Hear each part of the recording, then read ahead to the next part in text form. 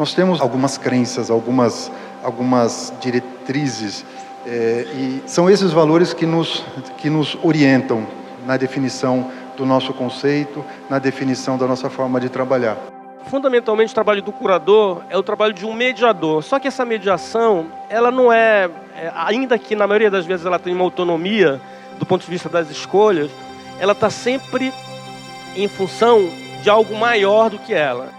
Porque se você realmente é um grande curador, quando você tem a chance de discutir com alguns grupos o que você entende que deva ser discutido e que seja semelhante à discussão à questão que o grupo está querendo discutir.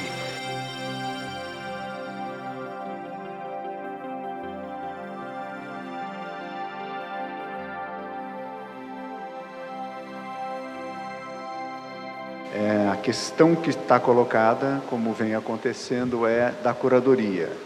Quais são os critérios de escolha, por que se escolhe, qual é o método, quais são as pressões. A impressão que a gente tem com frequência é que é um mar de rosas, que eles são semideuses, que sentam e daí, como semideuses, eles escolhem no vasto repertório de interessados. A realidade não é bem assim, cada um deles vai explicar direitinho como funciona. Além disso, tem pressões, ou vamos dizer assim, opiniões fortes de patrocinadores, de fatores que interferem nas escolhas e no que a gente chama dessa tal de curadoria. A gente tem convidados hoje, a Dulce é a coordenadora aqui do Teatro Sérgio Cardoso, ela é moderadora, mas como aqui já é todo mundo rebelde, ela trocou com o Marcos, mas ela é moderadora. O Celso Cury, nesse momento, ele trabalha na oficina Oswald de Andrade e é curador do Festival de Curitiba, junto com a Lúcia. Tem uma carreira longa de dirigir instituições, de fazer curadorias e fazer escolhas. É um prazer ter o Celso aqui. O Kil também tem uma carreira não tão longa assim, que ele é um pouco mais de cabelo preto do que os outros aqui na mesa. Também já dirigiu outras instituições, hoje está no Centro Cultural São Paulo, coordenando a parte de teatro, e também já foi curador de algumas mostras, alguns festivais. Aqui o Marcos Mantoan, que eu agradeço duplamente, porque ele interrompeu as férias para vir aqui. Obrigado, Marcos. Ele é o diretor do Centro Cultural Banco do Brasil. Ele já esteve em Brasília, esteve em São Paulo, foi para o Rio, voltou para São Paulo, quer dizer, está nesse momento aqui dirigindo. É uma instituição forte também, todo mundo sabe, que tem um jeito de funcionar muito peculiar. Então, são esses os nossos convidados, vocês estão vendo que é um grupo super bom. E agora vamos começar. Quem começa? Marcos, você começa? Pode ser. Okay, Falaram que era o mais jovem para falar, né? Tá certo. Obrigado a todos pela presença. Bom, antes de mais nada, eu quero agradecer ao Teatro Sérgio Cardoso, em especial ao meu amigo de longa data, Sadek, ao Márcio, que gentilmente me repassou o convite, me deu as orientações, e também dizer que eu estou muito feliz de estar compartilhando e estar dividindo essa mesa aqui com o Celso, com a Dulce, com o Abreu. Está sendo um motivo de muito orgulho para mim. Bom, quando eu tomei contato com o tema para falar sobre programação e curadoria na área de teatro, eu pensei como contribuir, né, com conteúdo para esse debate. Aí eu decidi fazer uma apresentação para contar um pouquinho de como a gente trabalha. Então, talvez alguns de vocês já saibam, mas eu preferi, mesmo correndo o risco de ser repetitivo, de pelo menos fazer uma apresentação resumida, evidentemente, mas que passasse para vocês como o CCBB trabalha para selecionar projetos. Então, assim, a minha apresentação, embora ela englobe as outras áreas, eu tentei focar no teatro no final, tá bom? E aí depois, evidentemente, eu vou estar à disposição para responder perguntas, enfim, tá? Bom, então vamos lá. Essa aí é uma lâmina onde eu coloquei a foto dos 4 CCBBs. Hoje nós somos em 4. Temos o Rio de Janeiro, que é o primeiro. Então, Pedro, pode ir passando, por favor. O Rio de Janeiro é o primeiro CCBB, nós abrimos em 1989, estamos divididos aí no Rio, em Brasília, São Paulo e Belo Horizonte. Belo Horizonte é o mais novinho de todos, abriu o ano passado. Aqui em São Paulo nós estamos desde 2001, e esse é o prédio do Rio de Janeiro, é o nosso mais antigo e maior CCBB. Pode ir, Pedro. Aí, resumidamente, tem as características do edifício.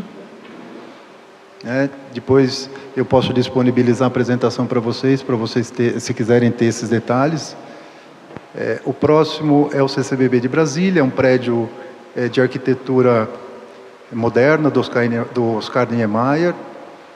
Ele foi inaugurado em 2000 e tem as seguintes características. Depois de Brasília, nós abrimos aqui em São Paulo, foi em 2001. Então, nós estamos celebrando aí 13 anos de atividades aqui em São Paulo. É um prédio neoclássico, ele é a primeira agência do Banco do Brasil própria aqui em São Paulo. O Banco do Brasil abriu em 1927, mas o prédio é de 1906. Aí tem as características do edifício. A peculiaridade, só um minutinho, tá, Pedro? A peculiaridade de São Paulo, por sermos um edifício, em comparação com os demais CCBBs, menor, o que nós decidimos fazer? Sair de dentro do prédio. Então, nós realizamos muitos projetos no entorno. Projetos de teatro, projetos de música, exposições. Aquela foto que vocês estão vendo ali é uma exposição de um artista chinês. Não sei se alguém viu, aconteceu acho que há 2 anos atrás, o Tsai Kukiang, e nós transformamos o entorno do CCBB num espaço expositivo.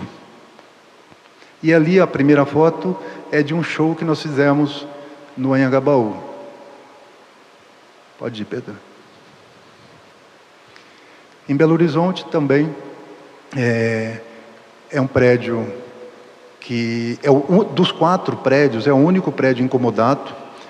O banco fez uma parceria com o governo do estado e nós recebemos o prédio incomodato por X anos, e hoje ele funciona também como o mais novo CCBB.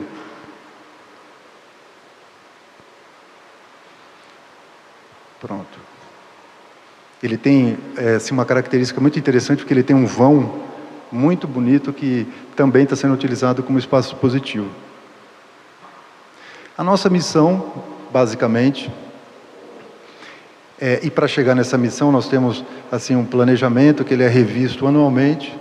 Então, essa missão, atuar como agente fomentador de cultura brasileira e oferecer à sociedade expressões artísticas relevantes, proporcionando experiências interativas e transformadoras. Aí são fotos de algumas peças que a gente já realizou lá no CCBB. E agora eu vou falar um pouquinho mais sobre como funciona o nosso processo seletivo de recepção de projetos.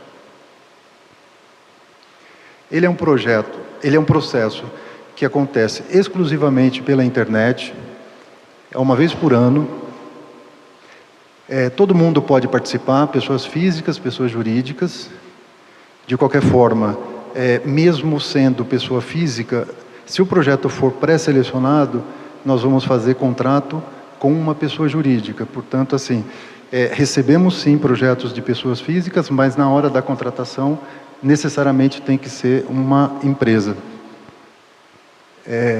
E aí vocês também podem escolher participar de 1, 2, 3 ou os 4 CCBBs.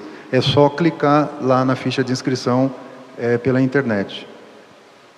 Aí é uma foto do site. Possivelmente nós vamos abrir o próximo processo seletivo em agosto, ou seja, daqui a algumas semanas. E esse processo seletivo ele vai abranger o ano de 2015 e início de 2016. Tá? Vai ser um edital que, a cada ano, na verdade, a gente aperfeiçoa, melhora, com base no feedback que a gente recebeu do processo em vigor.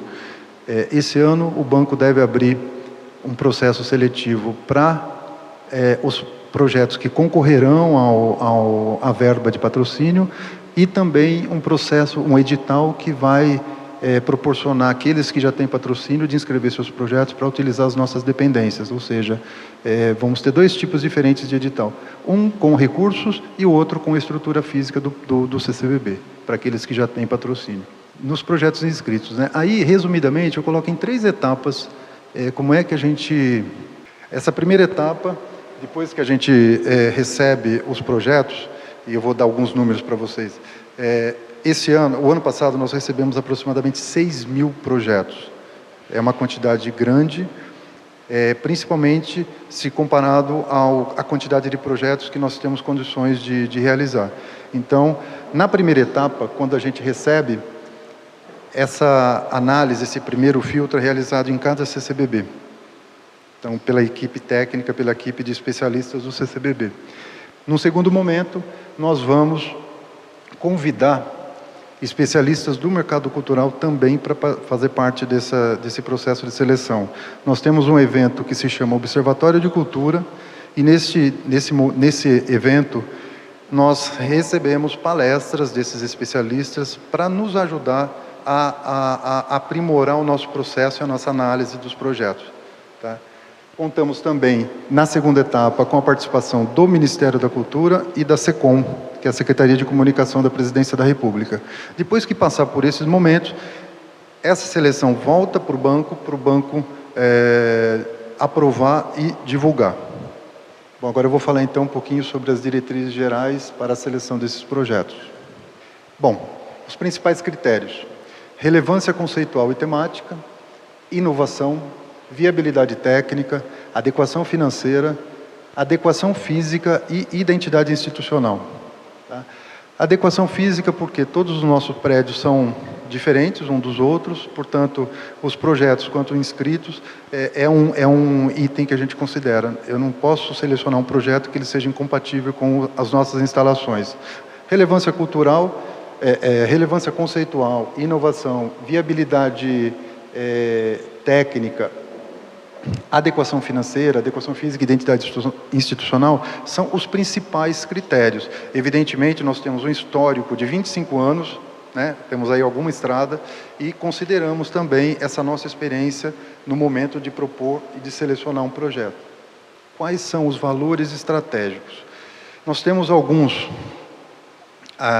crenças, algumas diretrizes, e são esses valores que nos orientam na definição do nosso conceito, na definição da nossa forma de trabalhar. A interatividade, para a gente é muito caro no sentido de precioso ter projetos na nossa grade de programação onde as pessoas possam interagir com a obra, com o artista, enfim. Então, nós estimulamos a interatividade. Sustentabilidade faz parte da nossa existência. Preservar a memória brasileira, difundir, fomentar e estimular ações de sustentabilidade é uma forma que não abrimos mão. Acessibilidade. Eu costumo dividir a acessibilidade de três formas. Acessibilidade física, nós estamos preparados, nossas instalações estão preparadas para receber todo tipo de pessoas, inclusive com necessidades diferenciadas. Acessibilidade financeira, a maior parte dos eventos que nós realizamos no CCBB é gratuita. E acessibilidade intelectual, que é a formação de público. Transparência dos processos, esse processo é todo divulgado pela internet, nós temos alguns canais de comunicação com o nosso frequentador, com o nosso produtor, com o nosso artista. Então, assim, preservamos e fazemos questão de garantir a transparência de todos os nossos processos e forma de trabalhar.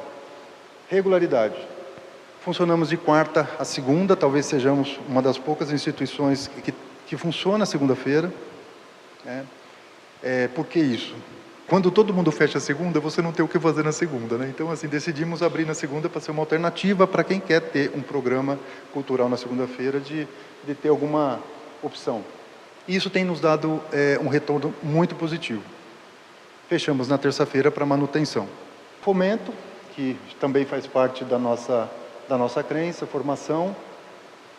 a diversidade de manifestações artísticas.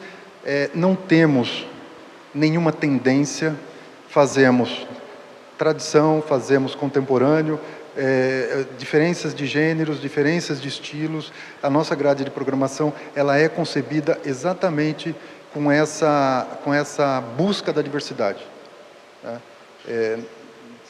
Vocês, para quem acompanha o nosso processo, a nossa grade de programação, pode entender melhor o que eu estou dizendo. Da mesma forma que nós fazemos exposições clássicas e tradicionais, históricas, como impressionismo, renascimento, nós fazemos também exposições contemporâneas. A próxima vai ser uma delas, que vai prestar uma homenagem aos 100 anos do primeiro Ready-Made.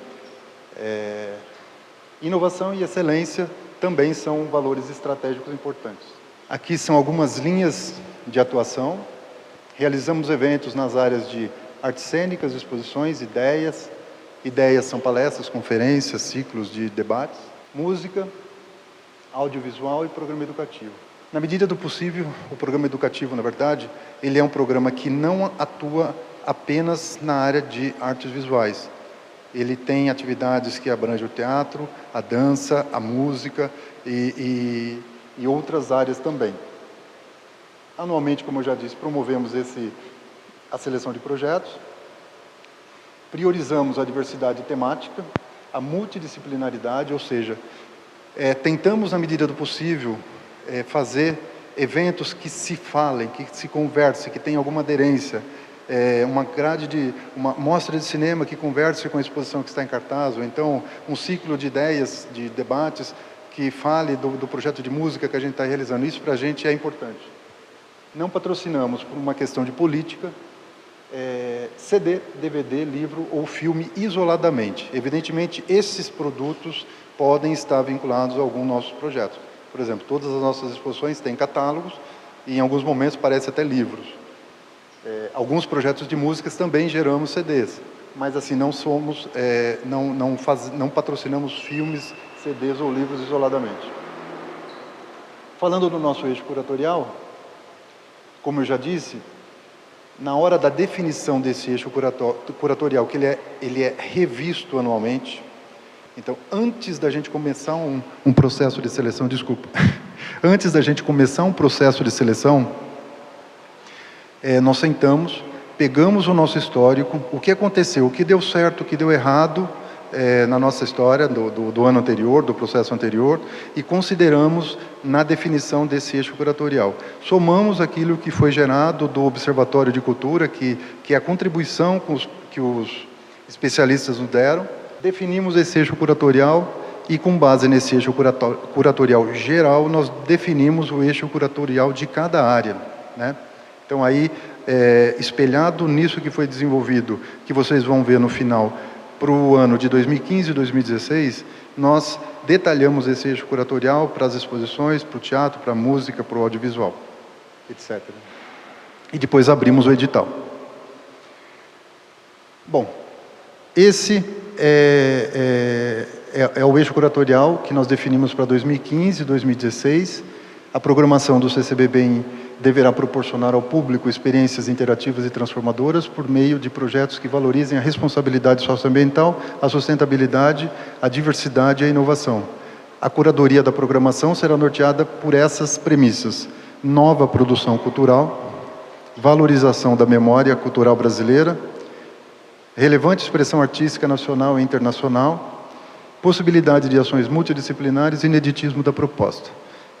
Isso é gerado, e aí, com base nessas informações, nós colocamos os critérios para poder fazer os diversos filtros no processo de seleção.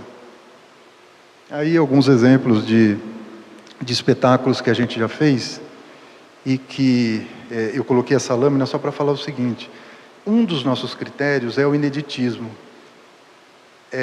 Mas é o ineditismo aqui na cidade. Por quê? Porque o que a gente quer é que o que a gente faz consiga ter vida longa. Então, sim, muitos projetos que a gente realiza, muita gente às vezes até esquece que foi realizado primeiramente no CCBB. Eu coloquei uma foto aqui que é da Casa dos Budas Ditosos, que teve aí acho que uns 8, 10 anos de vida, não sei nem se ainda está em cartaz eventualmente, mas ele começou no CCBB. Shirley Valentine, enfim, tem vários projetos aí que, inclusive aqui no Teatro Sérgio Cardoso veio Vingança, né? Então isso nos dá uma felicidade muito grande. Tem a legenda ali, mas ela ficou pequenininha. Enfim, o Cássio Capim, que fez recentemente com a gente, Eu Não Dava Para Aquilo, que a história, ele representou a Miriam Muniz, foi um projeto também que está em cartaz em algum momento aí, que está tendo muito sucesso também. Bom, é uma apresentação resumida, eu tentei passar um pouquinho daquilo que a gente faz no nosso dia a dia. Evidentemente, eu teria muita coisa para acrescentar, mas como o tempo também é limitado, eu preferi fazer uma apresentação resumida e ficar à disposição de vocês para tirar dúvidas, enfim. Tá bom? Meu muito obrigado.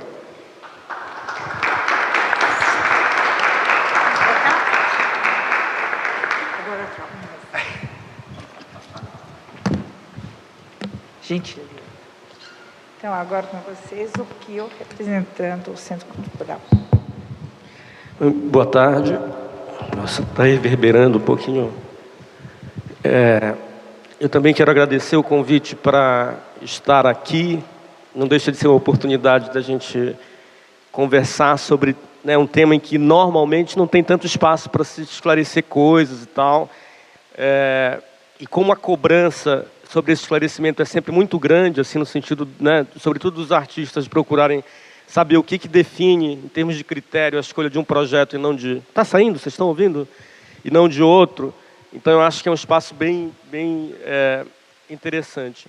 Bom, como o Marcos falou, assim, em termos bastante específicos, do trabalho dele no Centro Cultural Banco do Brasil, eu pensei também em começar por aí, mas eu queria começar, então, por um outro lado, que talvez interesse também, pessoal, que é assim... eu acho que, fundamentalmente, o trabalho do curador é o trabalho de um mediador. Só que essa mediação, ela não ainda que na maioria das vezes ela tem uma autonomia do ponto de vista das escolhas, ela está sempre em função de algo maior do que ela. Essa que é a ideia que eu acho que pode ser interessante. E esse algo maior, seja no caso de curadorias institucionais, como no CCBB, no Centro Cultural São Paulo, na Oficina Oswald de Andrade, seja no caso de festivais de teatro, também já curei alguns, inclusive dos maiores festivais de teatro do Brasil, essa coisa maior, eu acho que é uma política pública em que a curadoria está sempre instalada, ou está sempre a serviço, E essas circunstâncias, elas são, às vezes, definitivas para o trabalho do curador, porque o curador não inventa a programação. O curador faz a mediação daquilo que está fomentado, digamos assim. E eu acho que essa é sempre a melhor circunstância. Por que eu estou dizendo isso? Eu estou dizendo isso para tentar apontar o fato de que essa mediação que define as escolhas que o curador faz, muitas vezes necessita de um tipo de ação que está para além dele, Só para dar um exemplo bastante concreto do meu trabalho no Centro Cultural São Paulo nesse momento, mas dos curadores que já estiveram lá antes de mim. O Centro Cultural São Paulo, em geral por uma questão financeira também, uma instituição pública, não é um lugar em que a gente está cheio da grana, cheio do dinheiro para pagar as temporadas, funciona por bilheteria. Os espetáculos contratados, em geral, vão para lá por bilheteria. A gente não compra os espetáculos, diferente do Sesc, por exemplo. Aliás, a concorrência é terrível, assim, e é difícil assim, a convivência com o Sesc, no melhor sentido, porque o Sesc é uma instituição importantíssima, assim, que tem fomentado muita coisa, mas compra os espetáculos. Nós não compramos. Então, isso é uma tarefa, para quem está ali no lugar do curador, é sempre uma tarefa assim, hercúlea. Não é que nós não tenhamos projetos, é que às vezes, pontualmente, você tem interesse em determinados projetos que já não podem, por exemplo, estrear com você, porque estreia com o Sesc. O Marcos acabou de falar da coisa do ineditismo. Então, tem esta questão. Mas por que para nós não é tão complicado viver com essa política de bilheteria? Ainda que eu, eventualmente, lógico, adoraria ter muito dinheiro para poder comprar as temporadas. É que na cidade de São Paulo existe uma política pública para o teatro, através da lei de fomento, por exemplo. Daí a relação entre curadoria e política pública. Então, anualmente, você tem dentro da produção de teatro da cidade, que é bastante vasta, você tem, como resultado da lei de fomento, vários projetos interessantíssimos que eventualmente podem estrear no Centro Cultural São Paulo. Então, isso aponta um pouco para a gente essa relação, que ainda que seja uma relação, digamos assim, não muito garantida, porque no momento em que se fomenta um projeto, você não sabe se isso vai resultar bem ou mal, então você tem, às vezes, temporadas incríveis, com trabalhos extraordinários, às vezes você tem temporadas nem tão incríveis assim, né? É uma coisa que alimenta o trabalho curatorial. A mesma coisa se dá em outros termos, por exemplo, com aquilo que acontece através do PROAC, eu imagino, né? Eu já fui de banca do PROAC em vários momentos, nesse momento mesmo, agora nesse semestre eu vou participar de uma nova banca, e a relação passa a ser a mesma, né? Você tem um fomento, que é um fomento do Estado, que gera a produção e que facilita, em alguma medida, isso que é o trabalho curatorial. Então, isso só para apontar, pessoal, que essas escolhas, na verdade, elas também estão determinadas por um determinado contexto, por uma determinada circunstância, ou por circunstâncias que são mais ou menos favoráveis ao trabalho curatorial. No caso do Centro Cultural São Paulo, especificamente, como é que a gente funciona? O que é possível e quais têm sido as nossas dificuldades? Primeiro, é um espaço, como acho que a maioria de nós concorda, é um espaço incrível, assim, em muitos sentidos, né? Pela localização dele, pela tradição de público que o espaço já tem, pelo acesso, né? É um espaço que tem praticamente um metrô dentro, assim, você sai do metrô, da estação do metrô, você está dentro do Centro Cultural São Paulo. Isso é muito benéfico para as temporadas que acontecem ali. Tem uma estrutura de produção bastante favorável, assim, não só no sentido dos recursos, as salas são bem equipadas, mas no sentido... O Celso já trabalhou lá, não sei como era...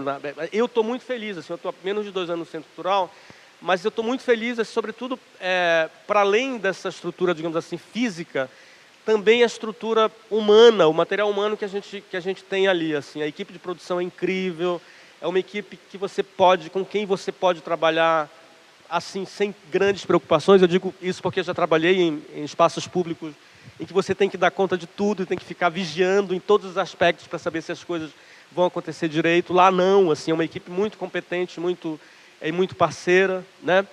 Então nós temos um quadro que é muito favorável para receber, mas nós temos dificuldades também, né? Para além da questão da grana, que, digamos assim, é uma questão mais ou menos comum a todo serviço público, né? Que não é muita, a gente não pode fazer muita coisa assim, pensando, dependendo de dinheiro. A gente tem uma dificuldade que é uma dificuldade de espaço, porque além da curadoria de teatro, você tem outras curadorias, né? De dança, de música erudita, de música popular. A mesma curadoria de teatro tem é dividida em duas funções, teatro adulto e teatro infantil. Eu tenho uma parceira que trabalhou comigo, que é a Lisete, e nós não temos tantos espaços assim, né? Às vezes as pessoas não entendem muito isso. Os artistas, eu tenho assim, uns 200 projetos, né? Esperando uma oportunidade, quem sabe, para ser chamado, para se apresentar, mesmo em condições que não sejam essa, de bancar o projeto, de comprar, etc. Mas nós não temos tanto espaço. Então, há uma negociação assim, bem rigorosa, no sentido de tentar atender e tentar compartilhar essa pauta com as outras curadorias dentro de uma determinada vocação que o espaço tem, né? Aí talvez a gente já possa falar daquilo que está no campo dos critérios, digamos assim, né? E que vocação é essa que define, digamos assim, um certo recorte para aquilo que vai para o Centro Cultural São Paulo? Primeiro, é um espaço que, em geral, não só no caso do teatro, mas também do teatro, tem mais interesse por uma arte mais próxima. Esses termos todos são sempre muito precários e difíceis de discutir, mas mais próxima de uma cena laboratorial, de uma cena não comercial, né? De uma cena experimental do que de um teatro comercial. Isso já define um campo bastante razoável na hora de fazer as escolhas. É um critério absolutamente inegociável? Não é inegociável, mas tem sido assim e é um critério importante para a gente. É uma arte que, em geral, não tem lugar naquilo que nós chamamos, ou pelo menos um lugar estável, naquilo que nós chamamos de mercado cultural, que também é uma coisa bastante restrita, né? Quando a gente fala mercado, a gente acha que tudo está no mercado. O que é o mercado? O mercado é aquilo que se faz com produtos que conseguem sobreviver na relação de compra e venda. Uma boa parte do teatro que se faz em São Paulo não está no mercado, nisso que a gente chama de mercado nesse sentido. Está sobrevivendo em função de fomentos específicos, de programas específicos de política cultural. O Centro Cultural São Paulo tem interesse mais nessa produção, que é uma produção, às vezes, fomentada pelo Estado, seja pelo Estado no sentido rigoroso, seja pelo município, pela prefeitura, ou, às vezes, com patrocínio do próprio grupo, da própria companhia, mas nessa área de uma cena mais próxima do experimental e não comercial. Com isso, eu não quero dizer que a gente não tenha, que a gente faça... Eu pessoalmente, ainda que isso também seja relativo, eu não tenho muito gosto por uma arte, vamos chamar assim... como é que eu diria isso sem ofender? Ensimesmada, assim, né? Assim, no sentido de que aquele teatro feito, que a gente diz, né? Algumas companhias fazem teatro feito para a classe, só para os seus parceiros. Eu não tenho muito gosto por isso, né? Ainda que eu tenha muito respeito por um tipo de prospecção artística assim, rigorosamente radical, etc., eu sempre prefiro esse tipo de prospecção e esse tipo de arte quando ela está aberta a um diálogo para fora dela. Ou seja, quando a gente não está fazendo teatro para nós mesmos, né? Ainda que estejamos diante de uma cena experimental. Então, meu trabalho como curador no Centro Cultural, eu diria que ele tem esta perspectiva, né, de trabalhar com uma arte que não é uma arte de mercado, mas que tem um apelo que não deixa o público de fora. Então, sei lá, alguns exemplos. A gente teve no ano passado lá um espetáculo em que tinha a Camila Pitanga no elenco, por exemplo. Excelente, uma oportunidade incrível, né, para trazer público. Primeiro, porque a Camila é uma atriz muito boa, e segundo, porque ela é uma atriz de televisão, talvez das mais populares no Brasil. Mas eu chamo esse espetáculo por causa da Camila? Não. Já recusei vários espetáculos que, se eu quisesse, fariam fila ali no quarteirão do Centro Cultural, faria 6 meses de temporada, né, sem eu precisar colocar um tijolinho no jornal, que, entretanto, do ponto de vista artístico, não nos interessavam. Então, eu recusei. Os produtores, às vezes, ficam bravos, assim, porque eles não entendem, né? Mas como que você tem coragem de recusar esse espetáculo? Fizemos temporada no Rio, sei lá, 6 meses de temporada, olha, mas não é nossa, não é a vocação do espaço, não é essa. Esse espaço não serve para esse teatro, para esse, né? No caso do espetáculo da Camila, o que acontecia ali? Um espetáculo chamado O Duelo, dirigido pela Georgette Fadel. Era um espetáculo que tinha a Camila Pitanga, que arregimentava um público grande, digamos assim, né? Mas um espetáculo cujo interesse maior não era ter a Camila Pitanga, mas fazer um Tchekov, uma novela do Tchekov, que nos interessava naquele momento, porque discutia aspectos da sociabilidade de uma maneira muito interessante. Foi uma temporada incrível. Por outro lado, nós não sobrevivemos só, né, desses projetos em que esta marca de visibilidade está dada, digamos assim. Ou seja, a temporada está garantida no sentido do público, né? Sei lá, a gente se dá o luxo, por exemplo, de ter o Márcio Aurélio fazendo lá com a companhia dele um Bichner, que a gente tinha certeza que não teria assim, as pessoas se batendo na bilheteria para assistir. Mas que, do ponto de vista do valor simbólico, era absolutamente importante estar ali. Então, estreou conosco, fez uma temporada bacana, né, interessantíssima, e depois seguiu carreira fora de lá. Então, pessoal, eu diria assim, que para a gente falar em termos do que define a escolha de uma maneira honesta, eu teria que dizer para vocês que o campo é este, né, e que existem algumas recorrências assim, de artistas, ou de produtores, ou de gente de teatro que nos procura, que às vezes não entende porque que a gente não, sendo o espaço público, acho até compreensível que as pessoas reajam, às vezes, de certas maneiras e tal.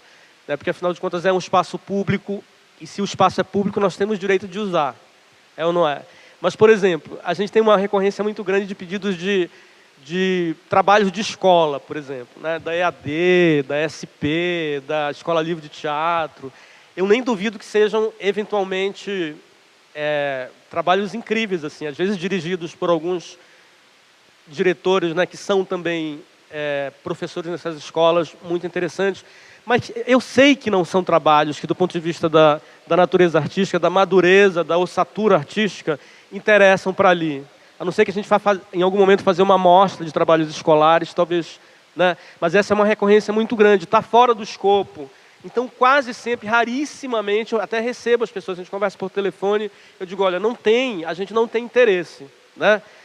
Tenho que ser honesto, eu não vou ficar enrolando as pessoas, né, sinalizando com uma coisa que está fora da nossa perspectiva. Trabalho de escola, trabalho de espetáculos de caráter mais comercial, né, que tem menos interesse, se estrutura em torno de linguagens que estão mais ou menos assimiladas, que tem algum tipo de apelo que a gente sabe que é um apelo mais, na verdade, para ter plateia do que para ter um produto artístico de qualidade.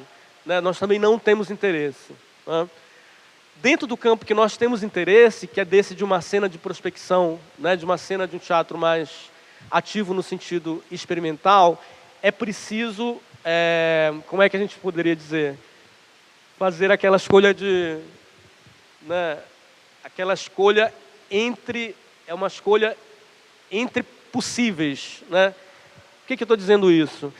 É que, sei lá, de um campo de 50 projetos, vamos dizer assim, que eu adoraria ter no Centro Cultural, fazendo temporada, talvez a gente não chegue a 10 por ano a aproveitar, em função da nossa carência de espaços para fazer, né? Diferente das outras áreas, sei lá, música, dança, são áreas que têm apresentações mais pontuais. É um show de música, um final de semana de dança, né? O teatro, para o bem e para o mal, tem esta especificidade. Nós trabalhamos com temporadas. Então, normalmente, os espetáculos ficam em cartaz 2 meses. Então, durante 2 meses eu tenho, mas não posso talvez ter na sequência, um espaço de mais 2 meses, né? Tem esta contingência, digamos assim. Então, dos projetos todos que chegam, realmente a gente consegue assimilar uma parte que é uma parte relativamente pequena, assim, é muito menos do que eu gostaria de ter. Isso não sei se tem alguém aqui que já mandou, eu estou vendo aqui, meu companheiro ali, que está num trabalho de prospecção internacional, que nós já conversamos, poderia ir para o Centro Cultural, por exemplo, né? Mas que é uma conversa que está no meio do caminho, em função desta questão do espaço, né? Assim como ele, nós temos outros projetos que poderiam perfeitamente fazer temporadas no CCSP, mas que não podem ser assimilados em função dessa contingência. Fica parecendo um pouco um pedido de desculpas, né? Não é só uma exposição, na verdade, de motivos. Como a gente não tem, né, todo o espaço do mundo para fazer isso, então eu aproveito para fazer isso aqui também. Essa é uma parte. A outra parte, pessoal, que me ocorreu dizer é que curadoria também se dá em circunstâncias, né? Eu penso dessa mesma forma que define o trabalho de um curador do ponto de vista institucional, né? Como o Marcos falou do CCBB, eu falei um pouquinho agora do Centro Cultural Banco do Brasil. A mesma coisa acontece em relação aos festivais de teatro. O Celso é curador do Festival de Curitiba agora, eu também já fui curador desse festival. Cada festival, às vezes as pessoas perguntam assim, mas quais são os critérios? Como se houvessem critérios de cabo a rabo que definissem qualquer circunstância, quando não é bem assim. Cada festival é um festival diferente, que tem um tamanho, tem uma verba, às vezes maior ou menor, né? Tem uma linha, mais ou menos, uma vocação, digamos assim, mais ou menos definida para aquele lugar, né? E o curador trabalha e se orienta em função dessas vocações e dessas circunstâncias. Por exemplo, para dar um exemplo prático, vejamos 3 festivais diferentes, né? O Festival de Curitiba, que talvez seja maior, Curitiba e Porto Alegre, né, são os maiores festivais, que tem uma programação que é uma programação que a gente poderia dizer talvez que prime pela diversidade. Então é um festival que assimila desde um teatro mais experimental até um teatro de boa qualidade, quase sempre, né? Mas que está mais próximo de uma cena comercial, por exemplo, né? De linguagens que estão mais assimiladas dentro de determinadas tradições do teatro, né? Então você tem, por exemplo, Curitiba, você tem o Festival Internacional de São José do Rio Preto, outro festival importante, que eu já curei. Já tem uma outra vocação, bem mais próxima da cena experimental, né? Tanto no panorama nacional, quanto dos espetáculos que são selecionados de fora do país. Então, a vocação do teatro do Festival de Teatro de São José do Rio Preto é mais próximo dessa cena laboratorial. Não adianta o cara insistir e dizer, não, mas o meu espetáculo tem que caber aqui. Ali não é uma questão do curador. Ali é uma questão da vocação daquele evento em particular, né? Outros festivais, sei lá, de Recife, por exemplo, e Fortaleza. Estou falando de festivais para os quais eu trabalhei. São festivais interessados mais na cena brasileira, estrito sensu. No caso de Recife e Fortaleza, fazendo uma compensação, que eu acho que é uma compensação importante, que os festivais do Sul e do Sudeste não fazem. Que eles têm interesse numa cena mais regional, por exemplo, né? Mais do Nordeste e do Norte, quando a gente pode pegar alguma coisa que tenha qualidade. Aí já cria uma outra relação, né? Se a gente tomar como referência os festivais que são instalados no Sudeste. Eu sempre que posso curar festivais e que tenho autonomia para isso, eu procuro fazer com que essa autonomia funcione no sentido de alargar as bordas disso que nós chamamos de programação, né? Então, pensar o festival para além da programação de espetáculos, o que naturalmente já é uma coisa mais ou menos tradicional, mas que eu acho que cada vez mais vai sendo enxugado, porque os festivais tendem a se tornar eventos, assim, no sentido de vitrines de espetáculos, né? Então, por exemplo, eu fiz 2 edições sobre o mesmo tema, em festivais diferentes, um em Fortaleza e outro em Recife. A relação entre teatro e cidade. O tema do festival, o eixo curatorial é esse. A partir daqui, então, a gente define não só a programação de espetáculos, aí vocês imaginam que já tem um recorte que é bastante definido, já não é qualquer espetáculo, por melhor que seja, que vai caber. A gente define isso como também um tipo de prospecção e de olhar para fora dessa programação, no sentido de fazer com que o festival rigorosamente se instale na cidade. Seja levando ações formativas para todas as áreas, inclusive as periféricas, seja levando uma parte da programação, e aí a programação já tem que ser pensada em função disso para a cidade toda, né? E diante, às vezes, de circunstâncias que não são muito favoráveis a isso, né? Então você tem que contar, por exemplo, nesse caso, com a programação de teatro de rua, que tem que ser grande para poder atender. Então monta-se, dependendo das circunstâncias, um determinado xadrez que a curadoria tem que mobilizar para poder dar conta. O eixo curatorial diz sobre isso, né? Que dependendo do campo de pensamento que está instalado, a sua tarefa passa a ser uma tarefa específica. Se não fosse esse o tema, por exemplo, em Recife e em Fortaleza, talvez não houvesse rigorosamente, até do ponto de vista ético, um esforço para que o festival alcançasse todas as áreas da cidade. Em sendo este, é fundamental que o festival, né, se quiser responder publicamente pelo seu tema, ele consiga se estender para a cidade inteira. Vocês estão entendendo? Então, assim, o que eu estou tentando dizer, pessoal, ao fim e ao cabo, é que quando a gente fala de curadoria, seja no sentido institucional, especificamente, seja no sentido de curadorias de eventos ou de festivais de teatro, no sentido mais, assim, mais diverso, isso que nós chamamos de curadoria, esta mediação, ela não tem uma lista um checklist de tarefas que a gente vai ali, né, eliminando para dizer, ó, o curador faz isso, isso e isso, e os critérios são esses, estes e estes, né? As instituições são diferentes e as suas circunstâncias de produção são diferentes, e cada circunstância pede uma curadoria e uma aventura, digamos assim, intelectual de certa ordem. Os festivais e os eventos são diferentes, e cada festival e cada momento específico, né, e cada política pública instalada pede um tipo de atitude do curador, que é uma atitude crítica também diferente. Tem uma coisa que eu acho, só para encerrar, para também não tomar muito tempo, depois a gente pode, assim, talvez seja até um pouco mais conceitual, mas que eu acho que ajuda a gente a pensar essa tarefa segundo o seu olhar atento, porém não rigorosamente definido, assim, porque eu acho que a curadoria se faz em função deste movimento dentro das circunstâncias, né? Tem uma coisa que se diz sobre a crítica, que eu acho que vale para esta tarefa, porque eu acho que a curadoria também é substancialmente uma atividade crítica, ainda que nem todos os curadores sejam críticos de teatro, né? que disse assim: não existe crítica sem ponto de vista, não existe crítica sem atitude, né?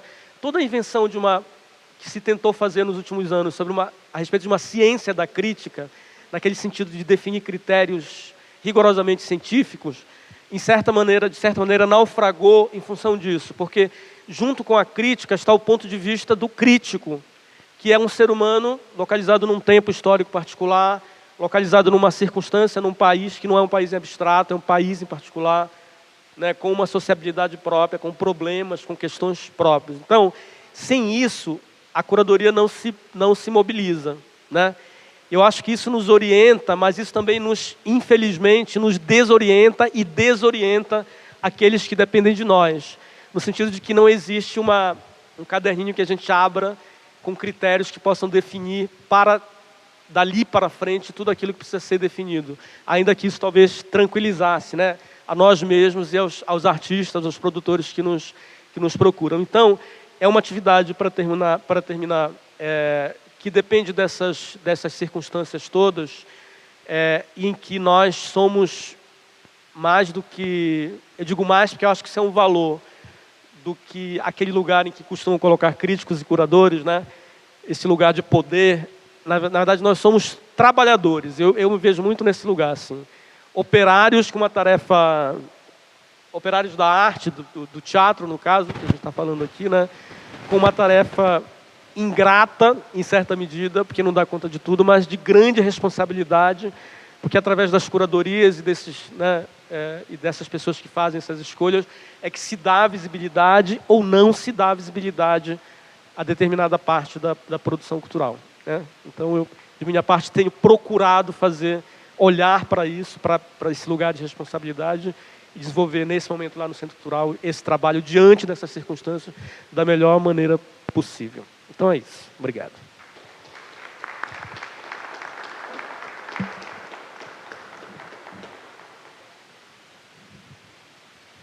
Bom, também queria agradecer o convite da APA, do SADEC, da Dulce, e para poder estar aqui com os meus companheiros de sofrimento.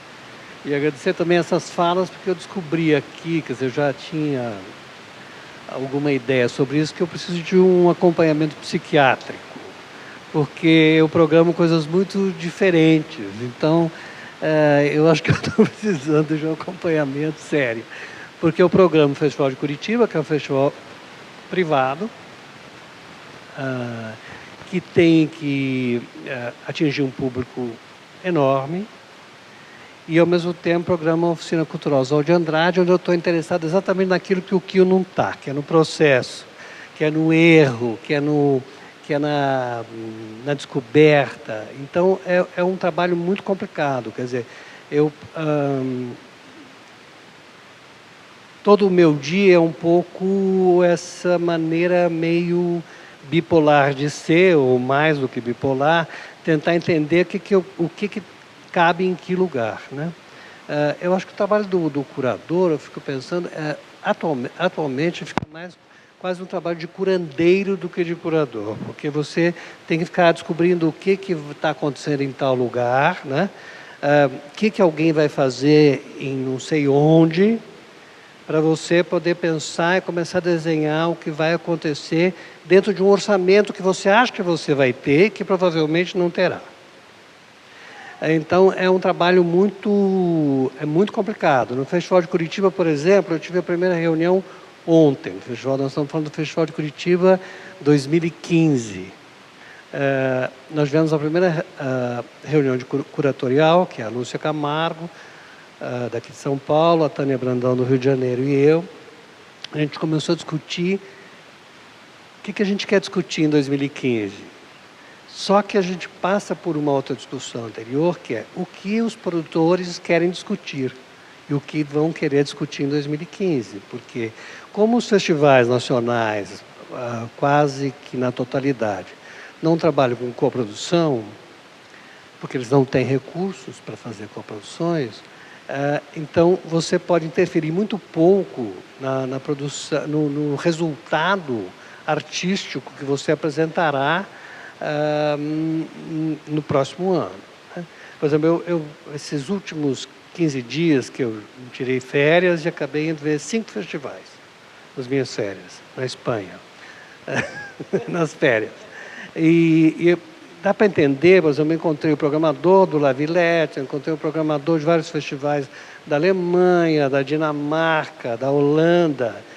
Na realidade, eles têm um orçamento prévio, já definido, já há muito tempo. Eles trabalham em cima disso e trabalham em cima de coproduções, né? Então, tem um que já tem uma coprodução alemã, por exemplo, com o Castellucci, que cada um vai colocar, eu acho que, se eu não me engano, 2 milhões de euros. Em cena não terá nenhum ator, só máquinas.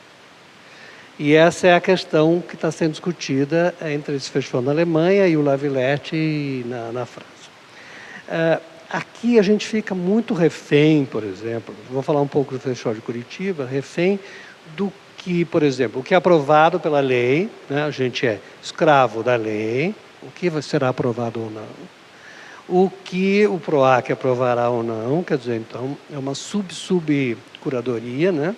Pois já tem uma curadoria anterior, o que o fomento, aonde o fomento colocará seu recurso, porque a produção independente, ela é mínima. Hoje em dia, a produção independente é quase que não existe.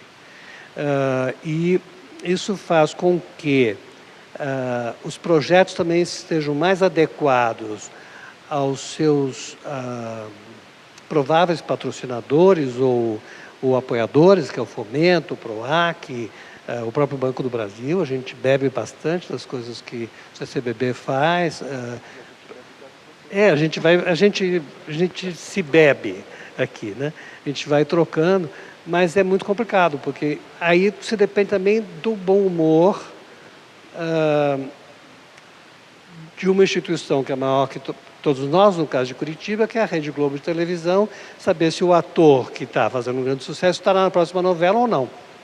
Né? O ano passado, por exemplo, a gente teve, depois de fechado, 2 espetáculos que seriam fundamentais curatorialmente para o festival, que caíram, já estavam publicados no livro e deixaram de existir porque os atores foram convidados para fazer a próxima novela. Então, isso é... Então, a gente tem esse outro inimigo, que é a novela, que é o grande homem que decide mais ou menos o que a gente vai poder fazer ou não. O Festival de Curitiba precisa de espetáculos de grande público, por um certo lado. O Festival de Curitiba apresenta mais ou menos 30 e poucas obras todos os anos na mostra oficial e 400 e poucas obras no Fringe, que não é curado, mas que depende um pouco também de uma indicação. A gente quase que indica um pouco os grupos para eles participarem, para eles se oferecerem para trabalhar no Fringe. E Curitiba oferece toda uma pequena estrutura de espaço, um kit de iluminação e algumas outras coisas que Curitiba oferece dentro do seu orçamento. Então, é muito complicado se falar em curadoria no Festival de Curitiba, né? Eu sempre fico pensando, os meus companheiros, nossos companheiros internacionais, muitos não falam em curadoria, falam em programadores, né? É uma expressão que tem essa dúvida se você é um curator ou um programmer. Tem uma grande dúvida, porque se você realmente é um grande curador, quando você tem a chance de discutir com alguns grupos o que você entende que deva ser discutido e que seja semelhante à discussão à questão que o grupo está querendo discutir. Então, é muito complicado, porque, no fundo, a gente faz uma grande colcha de retalhos, estou falando de Curitiba, tentando achar um eixo curatorial que aproxime tudo isso. É claro que esse eixo curatorial existe, porque nós estamos falando da programação possível, existente. Então, fica mais fácil você falar, dar nome a esse eixo curatorial, porque você está trabalhando com a produção real. né? O que foi apresentado, o que ganhou o seu recurso um pouco do PROAC, o que recebeu um pouco de recurso do fomento, o que conseguiu aprovação da Lei Rouanet, conseguiu captar, porque são etapas que também a produção acaba sofrendo, que assim, não basta ser aprovado. Você tem que correr atrás da grana, atrás do patrocinador, atrás do cara do marketing, que ele entenda que você queira discutir Brecht, que ele entenda que você queira discutir o Shakespeare, que ele entenda, quer dizer, são muitas etapas, né? Eu acho que a produção sofre também, tanto quanto a gente, nesse sentido.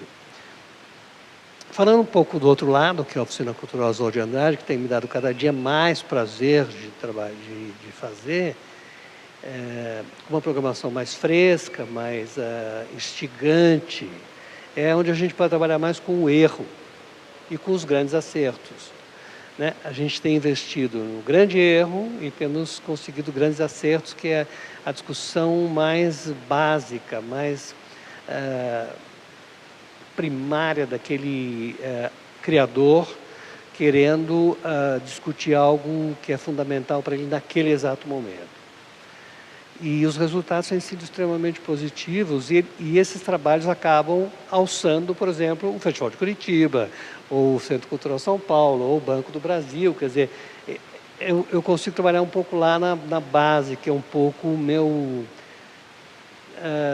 eu costumo dizer que talvez seja o meu único talento, que é desde que eu criei o OFF em 1979, é de oferecer espaço para os malucos, para as pessoas que têm alguma inquietação, que queiram fazer alguma coisa que talvez para a gente não compreenda exatamente, mas depois um dia a gente vai compreendendo durante o processo. E na Oswald a gente tem conseguido um pouco isso. E eu acho que o Kio já falou quase tudo que eu ia falar, porque o Kio abre a boca, falou de todos os espaços. Muito bem falado, aliás, a gente já trabalhou em lugares muito parecidos. Eu já sou curador do Festival de Curitiba, não sou o único, né, como eu já falei. Como eu já falei, o Kio também acho que não era o único, eram 3 curadores.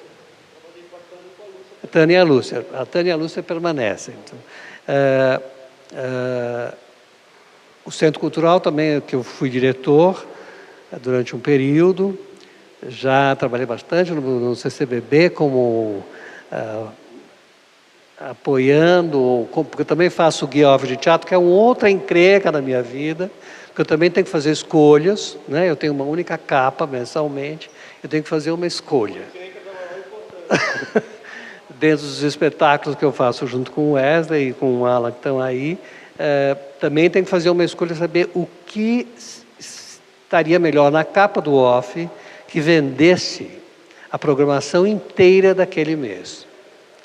E o que faria com que uma pessoa passasse pelo Teatro Sérgio Cardoso, escolhesse aquele guia para levar para casa. Então, é uma briga mensal, porque todos são meus amigos.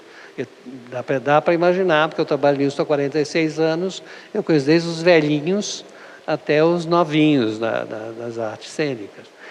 Então, é uma escolha também muito difícil, é quase uma curadoria aquela capa, porque eu tenho que saber como, com ela eu tenho que dizer, olha, esse mês São Paulo apresenta isso, ou Rio de Janeiro apresenta isso.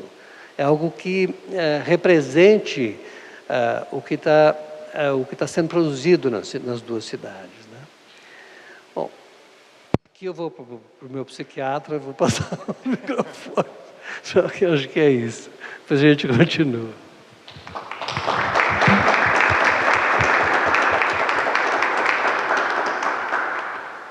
Bom, em primeiro lugar, eu estou numa felicidade única.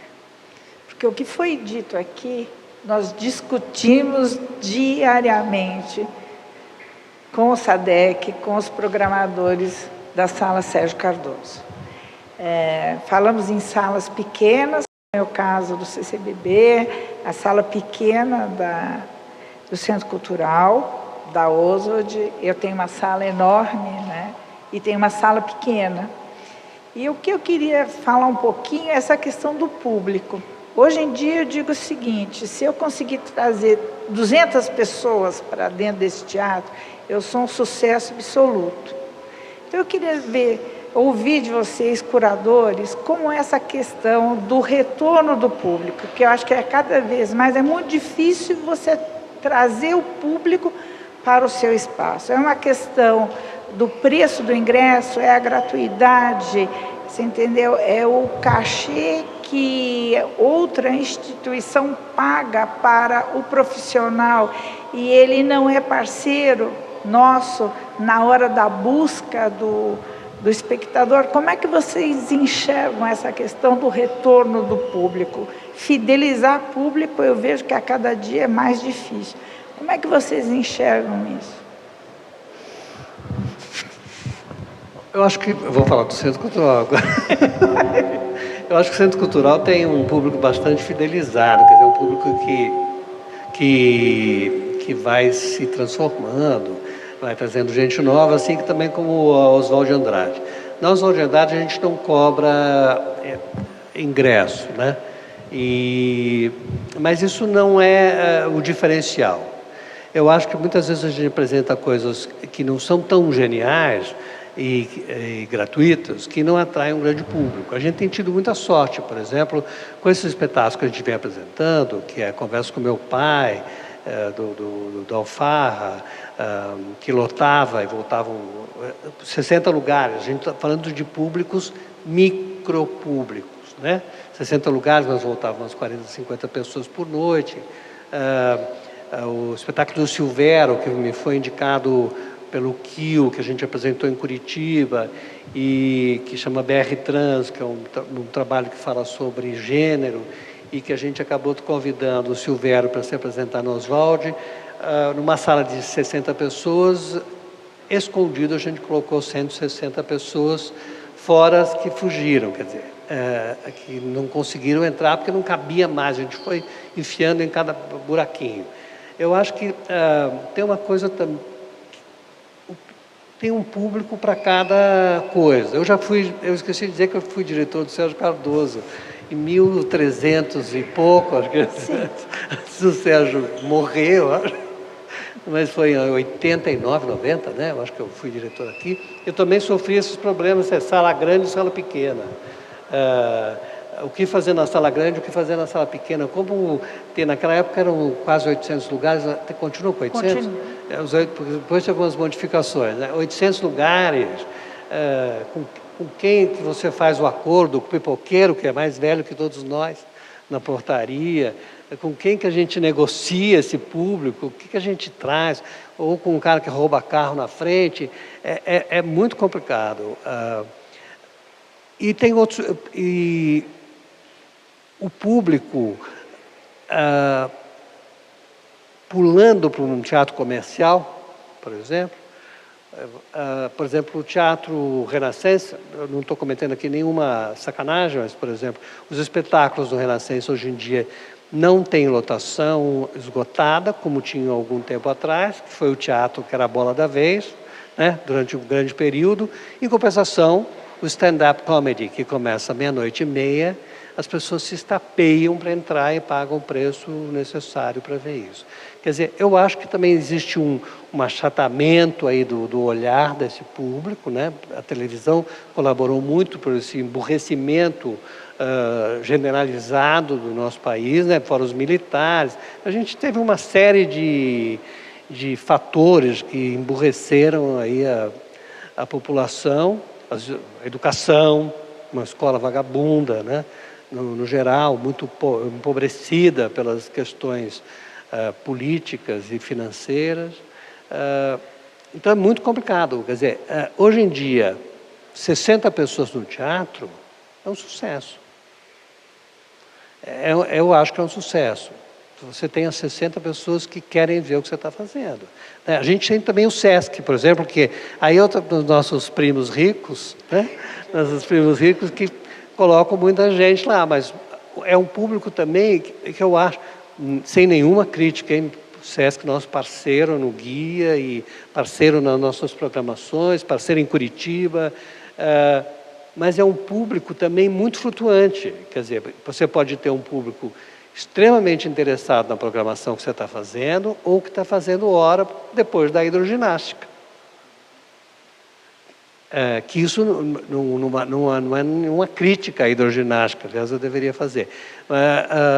Mas é um pouco assim, esse público, por exemplo, eu fui ver um espetáculo do Felipe Ries, por exemplo, está certo que era um espetáculo que não era super agradável, era para iniciados, não era um espetáculo, facinho, super legal de ver, tinha seus problemas.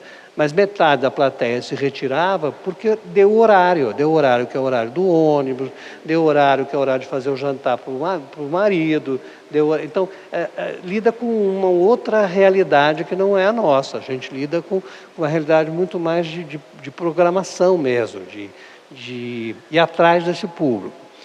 E só para encerrar, e eu concordo com a Dulce quando ela fala sobre a parceria com os próprios grupos. Eu acho que a gente está numa fase muito complicada, que é as pessoas só produzem seus espetáculos a partir de pequenos apoios que são miseráveis, vamos dizer, por maior que eles sejam, são miseráveis, que é PROAC, que é o fomento, é muito pouco dinheiro, né? Ainda é muito pouco dinheiro para uma produção real hoje em dia no Brasil. E você acaba cumprindo tabelas, assim. Qual é a minha meta? Eu tenho que fazer 8 espetáculos, 2 na favela, 3 na periferia, uma oficina não sei aonde, as pessoas ficam procurando a gente fazer uma oficina para qualquer pessoa, desde que ele possa cumprir essa meta, né? É meta, cumpridor de meta. E isso acaba tirando um pouco aquele tesão inicial, assim, eu estou discutindo isso e quero que as pessoas saibam que o que eu quero discutir é isso. O grupo está um pouco afastado disso, ele passou a ser como... eu pude acompanhar na Itália, muitos anos atrás, quando eles começaram a ganhar muito dinheiro de fomento do governo italiano, que era ser funcionário de si mesmo. É ir apresentar um projeto para conseguir um recurso que é público, para fazer uma coisa para um público que você não sabe se você terá ou não. Mas também você não vai atrás dele porque você acha que o público também tem que cumprir a parte dele.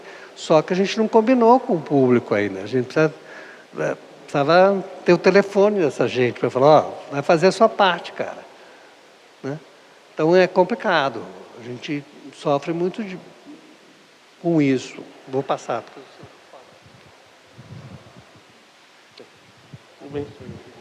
Tá bom. Bom, o Celso já adiantou uma parte boa do serviço, então...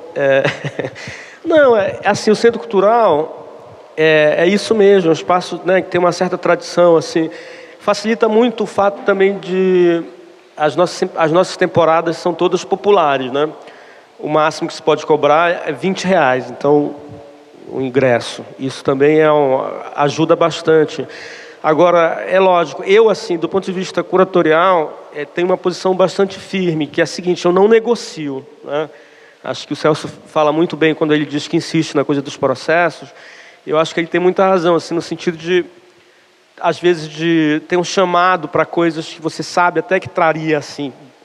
Acho que as pessoas saibam o que está acontecendo, que faria fila na porta, mas que não tem qualidade artística. Isso eu não faço.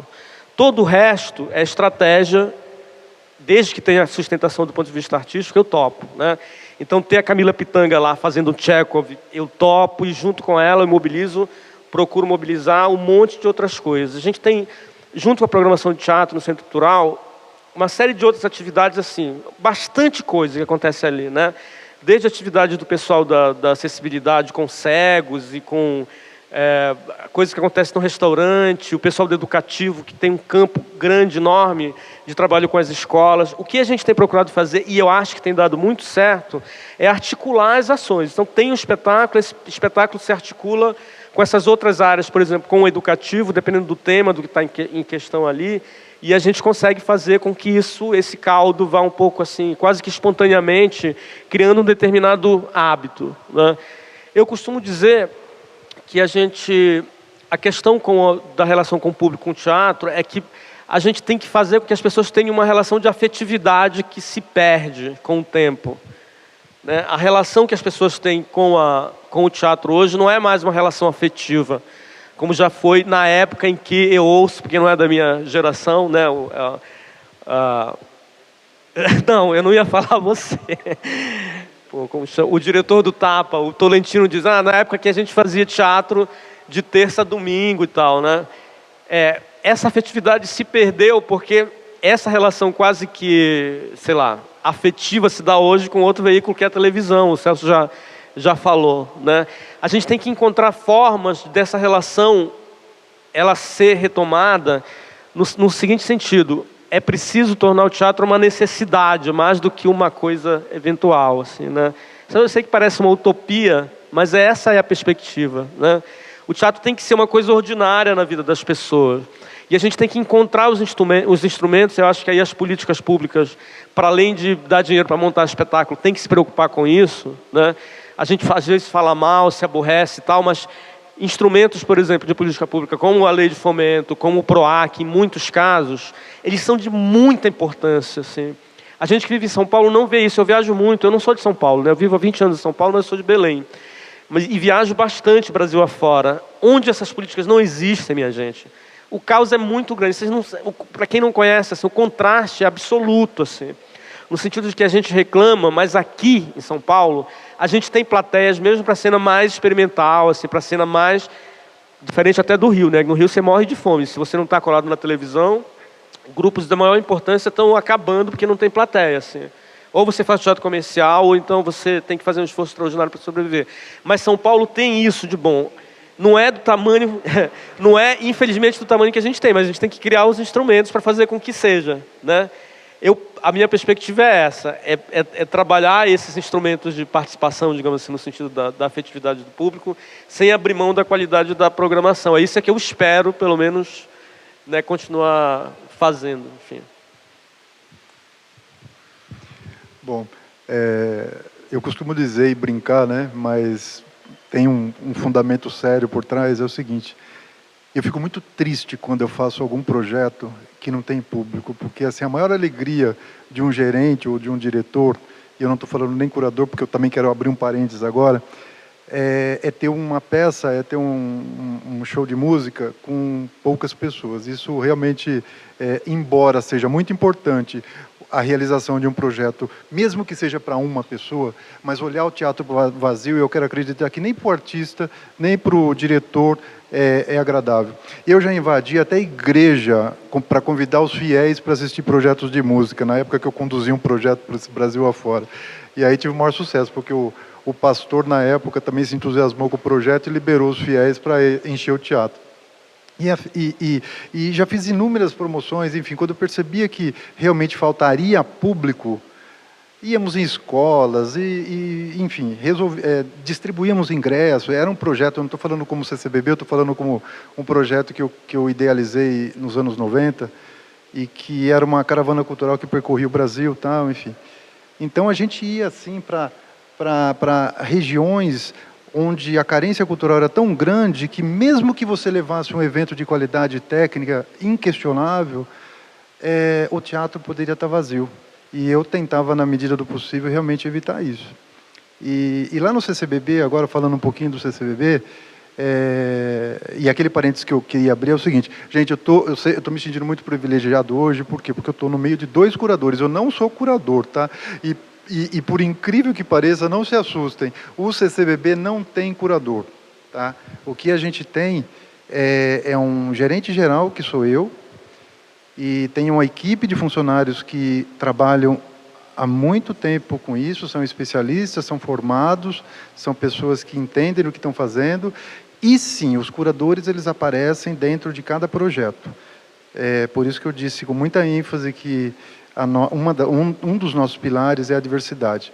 Então nós temos em cada exposição um curador diferente, temos em cada projeto de teatro um curador, ou então um diretor artístico, enfim, e aí vai, música, cinema e tal.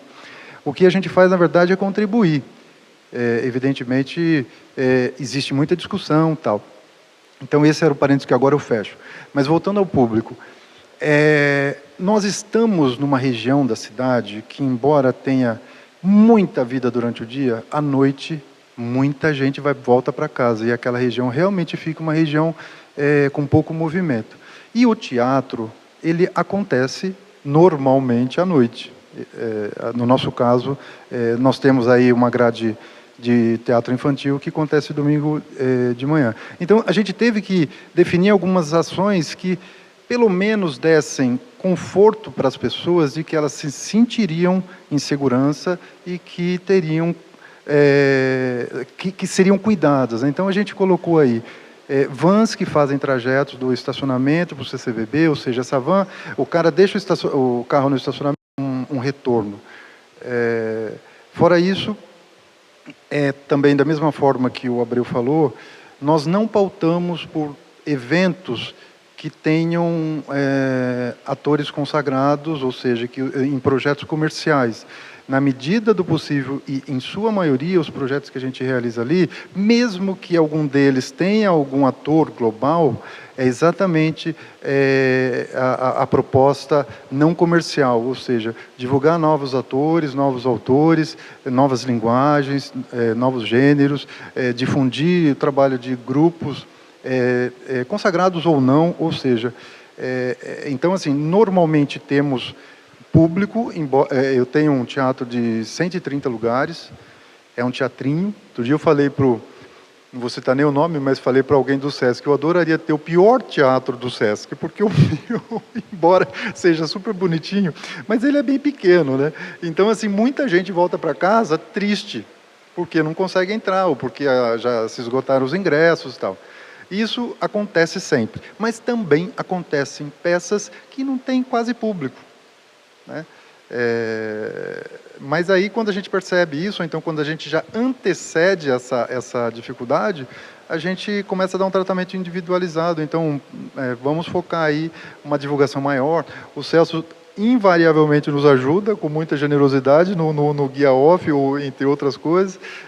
Então, assim, temos sim uma atenção muito especial para que a gente tenha a casa sempre cheia. Embora não sejam muitas pessoas, mas ter aquele teatro com 10, com 20, é bacana? É bacana, mas assim, eu gostaria muito que ele sempre tivesse lotado, né? É isso que eu penso. Queria complementar uma coisa. Nós três trabalhamos em órgãos públicos, né? Eu no Estado, na Prefeitura, e você ligado ao governo federal, basicamente. De certa forma, assim, indiretamente. Nós também, porque nós somos uma organização social que trabalha para o Estado. Mas, assim, a gente ainda faz muito pouco. A gente teria que ter o direito e o dever de poder fazer mais. E ter mais recurso para poder fazer mais. Eu acho que ainda a energia das pessoas que trabalham comigo hoje em dia, nas oficinas, que já trabalharam comigo no Centro Cultural São Paulo, que são as mesmas, né? Porque na realidade mudaram muito poucas, né? A base do Centro Cultural ainda continuam aquelas pessoas que seguram o bilhete, que se esforçam para as coisas acontecerem na área técnica. A gente faz um esforço monumental para conseguir multiplicar o recurso realmente mínimo que a gente recebe para fazer tanto barulho com o que a gente faz. Então, acho que cabe ao poder público, sempre vai caber ao poder público, investir mais e mais dinheiro para essa formação de público, que a gente tanto corre atrás, né? Mas eu acho que é uma questão fundamental. E acho que, só para arrematar, como sou mais velho, eu sou da época que tinha teatro de terça a domingo, o mesmo espetáculo, e 2 sessões na quinta, às vezes, e 2 no sábado, e 2 no domingo, que era uma coisa inacreditável.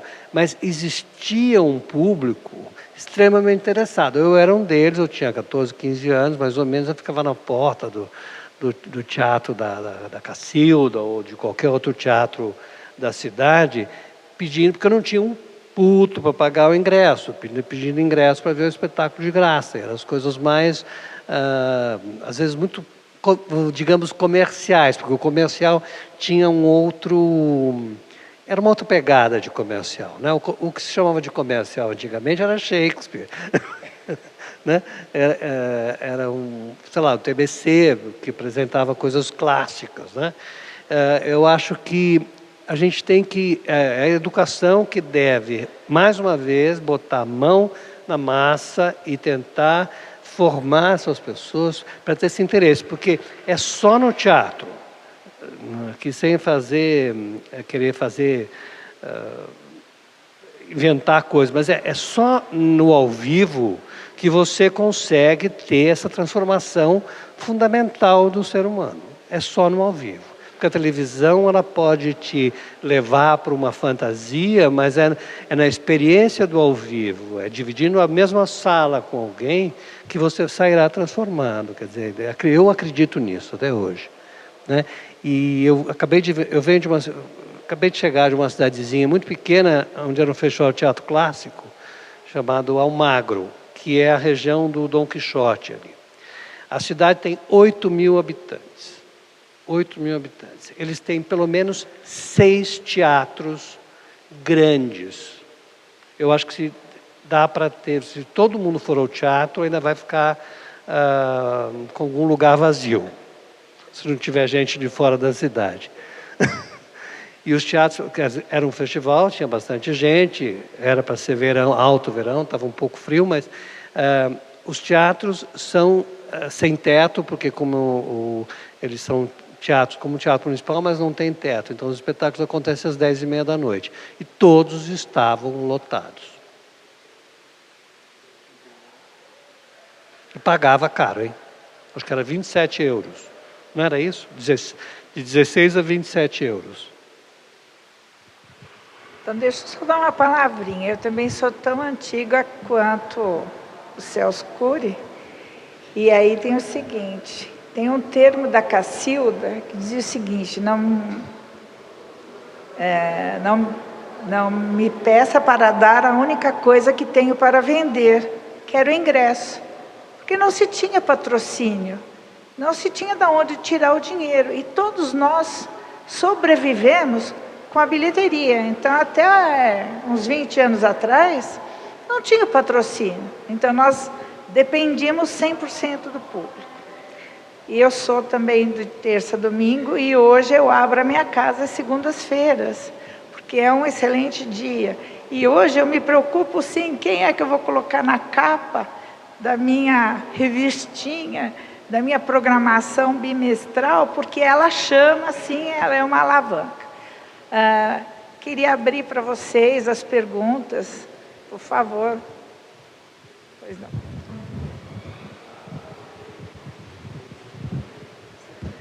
Olá, meu nome é Lenerson Polonini, eu sou diretor da Companhia Nova de Teatro aqui de São Paulo e acho muito saudável essa discussão com a curadoria, porque para nós fazedores é sempre uma incógnita saber o que norteia as decisões, quais são as diretrizes, né, do corpo curatorial, seja de uma instituição ou de um festival, e etc. Na verdade, eu queria problematizar 2 questões. A primeira é que eu acho que, às vezes, inclusive de reflexão para nós artistas, porque eu acho que tem momentos, porque assim, o curador, eu entendo muito bem o papel de vocês, e da felicidade, porque São Paulo é uma cidade que produz um teatro riquíssimo, potente e eu acho que exemplar, né, do ponto de vista da qualidade, da estética e etc. E uma angústia, porque são muitos projetos e você precisa fazer as escolhas dentro de uma determinada programação, de um recorte curatorial. Mas uma reflexão que fica para mim, que faço, é que às vezes o meu lugar naquele momento não está dentro da instituição. O meu lugar ele está em justamente reinventar esses espaços, né? Então eu acho que assim, com os adventos das leis, do incentivo, né, dos últimos 10 anos aí que a gente vive a era dos editais, os grupos se profissionalizaram muito. E muito dentro desses espaços, muito ligado dentro dos espaços institucionais. E o grande barato é a gente também reinventar isso, saber que a nossa arte ela pode estar dentro de um espaço ocioso, ou nas ruas, ou nas praças, né? E um dado muito interessante, aí só contrapondo um pouco uma questão que o Celso pegou, que foi a questão da tabela, né? Que eu fiquei assim pensando, porque assim, quando eu com a minha companhia, quando eu fiz o PROAC, em 2010, eu lembro que lá no edital você tinha que cumprir 8 apresentações, de 2010, em até 3 cidades, né? E para mim aquilo foi tão importante, porque aquele pequeno recurso potencializou o meu desejo de levar aquele trabalho para mais espaços. Então eu fiz as 8 apresentações em 8 cidades. E isso para mim foi muito rico, porque isso gerou um trabalho de formação de um material absolutamente pedregoso, né? Enfim, duro, que é a obra do Rainer Miller. Possibilitou também uma formação de público, porque o saldo depois no final foi de mais ou menos 5.000 pessoas, 6.000 pessoas, e eu achei isso extremamente positivo. E uma outra questão que eu fico pensando, porque a gente está falando do público, né? Eu participei de uma roda para discutir a lei de fomento há 2 semanas atrás, e nessa roda foram colocados dados muito importantes do ponto de vista do público, né? Que a gente estava falando de Copa, etc. Pô, olha, você está vendo os estádios lotados, etc. Mas nós, no movimento da lei de fomento, por mês, chegamos a levar 30.000 pessoas para os nossos espaços esses na periferia, ou nos teatros. Então eu acho que a gente precisa só ter cuidado, porque assim, os editais, esses fomentos, são extremamente importantes para potencializar o trabalho dos artistas, tanto do ponto de vista da produção, como do ponto de criação, etc., como do ponto de vista de formação de público. Eles são os instrumentos fundamentais de formação. E tomara que tenha mais. É isso. Antes de eu passar a... Diga. Eu acho que ele é fundamental. Você, é claro, é um diretor, vamos dizer, super especial nesse sentido, né? Descobri agora que você estava me traindo com o Kiel também, que você levou o projeto para o Kiel, que você levou para mim.